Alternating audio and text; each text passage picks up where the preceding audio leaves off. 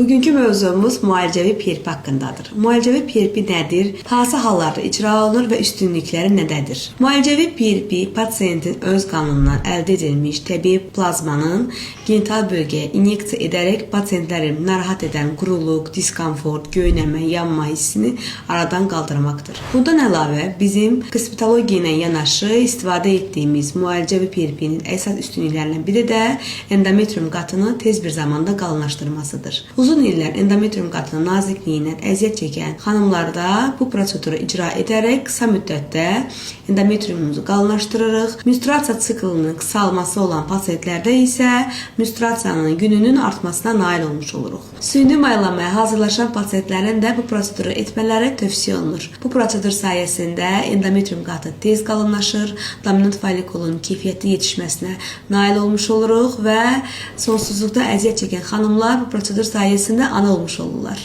Əziz xanımlar, müalicəvi PRP tamamilə təhlükəsiz və çox faydalı bir prosedurdur. Bizimlə hər zaman sağlam və özgüvənli olun.